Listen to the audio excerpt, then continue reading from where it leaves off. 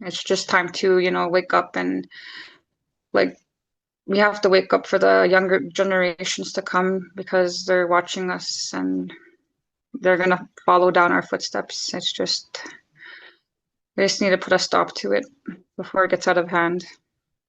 Yeah. No, I can relate with that as well too. Well, I don't know. I don't really want to. I grew up kind of in a home that, well, I'll just say it. My One of my parents were pretty bad alcoholic and stuff like that, and I've seen some pretty crazy things, residential school and all that stuff. And I went through addictions as well, and life wasn't easy. And I know it's sad, but the reality is that it's quite normal amongst First Nation communities, and it shouldn't be. Yeah, that's exactly.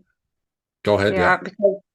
Yeah, because my mom, she liked her drinks too, and I know what you mean. Like I grew up in that same situation where addictions was in the household, and I grew up around my family members, drinking, and my aunts, my uncles, everybody around me, and like yeah, we do think it's normal, but it's really not. It's traumatizing to the younger kids, and yeah, it's just I had to put a stop to it because it wasn't doing anything good for me and my family, so I quit for them.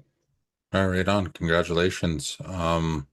Yeah, same thing in my house. My kids, they don't have to go through addictions like alcoholism and I don't know, like hard drugs or anything like that in the house and stuff like that, compared to when I was younger or anything like that. But when I hear your story in Thompson, Manitoba, is there anything that you would like to say to like your leadership or anything like that, or anyone else that would have the power and ability to, I guess, make a change or help build capacity? Yeah, just to we just need a bigger facility for our people, and we need to make room for more people that are struggling. Like they're building educational facilities and medical facilities, and we need to focus on what the problem is instead of, you know what I mean? Like we need to focus on helping people instead first, and then we can focus on the other things. Yeah, I know what you mean. Like there's educational facilities, there's working facilities. Again, I don't want to personally attack anyone, but I know that inside politics, inside education, inside a lot of things, even when I went to university, there was a lot of people that were hooked on hard drugs and that were alcoholics as well too, and working and doing a lot of things and affecting their lives when Yeah. the root issue is basically trying to get help and help clean up the community with more facilities and more resources so we can help out the younger generation. Not only the younger generation, but a lot of the older generation struggle with that as well too, but to have capacity building for that. Yeah. Is there anything else that you would want to talk about? I know you said the suicide. There's a lot of suicides. There's drugs and alcohol. Anything else? Um, yeah, we just need to wake up. I know that like a lot of people are really struggling with their addictions right now, and it's not an easy thing to eliminate or recover. And I just want to spread awareness, to let people know that recovery is possible, healing is possible, and just reach out for help.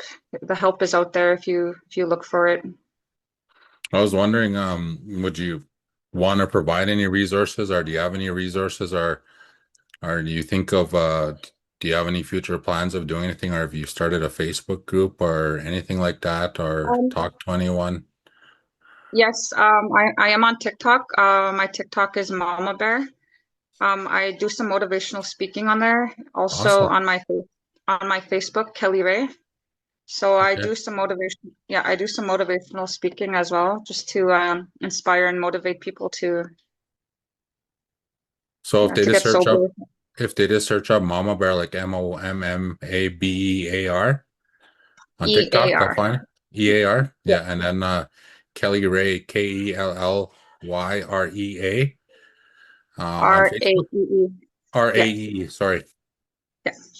Okay, cool. So that about it, or anything else? Do you have any inputs on our conversation? Yeah, if you want, if I can give some inputs, yeah. No, it's right across the country. You see it all the time. The community I'm in right now in Musqueam, 1 year had 42 suicides, but we have a pretty big population here. There's, I think, about 15,000 on reserve. And my home community and down south, even up north with the Inuit people, there's some of the highest suicide rates in the world.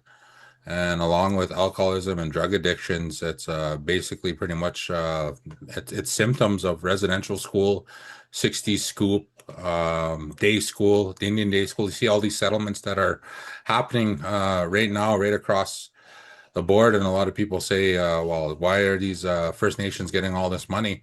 Well, Yeah. I would rather have a normal life than get 150,000. Like 150,000 is a band-aid solution and all these other Yeah. things. Sure, it's good to raise awareness, but I would rather have a normal life than go through all this crap like post-traumatic stress syndrome, ADHD, all these things that are caused by alcoholism, drug addicts, like FAS and FASD. Like, there's all these things that are caused by all these things, like from residential school and stuff like that. And it's nice that some of these settlements are going to capacity building in the communities, and I know that I'm pretty hard on chief and council, but to speak to chief and councils as well too across the nations to build capacity for addictions and alcoholism, and also suicides, because no one wants to see that. Like myself as well too.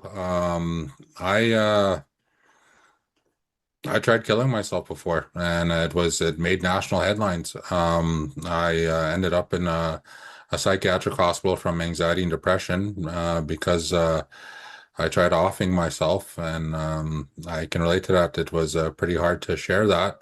Some people make fun of me for it, but I say that some people say, "Hey, you're an inspiration for that." So I'd rather speak about it and raise awareness than hide behind it. I used to think that I was some kind of solid man, but it was all right to cry and all right to go to ceremony and tell people, hey, this is what I went through. I went through addictions as well too, and I'm here. I'm sober. Um, I'm doing well, and sometimes it is triggering these conversations for other people's, and I guess for ourselves as well too. And I just think I thank you very much, Kelly Linklater, for coming on here, and I really appreciate you sharing your story and sharing what happens and you have in your sobriety and your journey, and you're raising awareness with this. And we got the links as well too for your TikToks and for your Facebook, and the motivational speeches. And that's why I like doing this podcast, is to because I want to have people like you and people like me, this common folk, to share our stories. And that's pretty much what I would add. Yeah. Yeah. So we good? Awesome. Yeah. Thank you so much for having me. Yeah, no problem. Exomaga, gakyo. Ito sana. You speak a bit of Cree? Yeah, I speak a little bit of Korea. Oh, that's good. Okay. Okay then. Well, we're good. I'll post this tomorrow, Okay. and it'll be up in the morning. And maybe we can put your links in the comments to your TikToks and to your Facebook as well too. And I'll Okay, tag you sure. in. I'll tag you in here as well too. Okay. Awesome. Okay. Thank you so much. Thank you very much. Okay. Have a good day. Yeah, thank you. You too.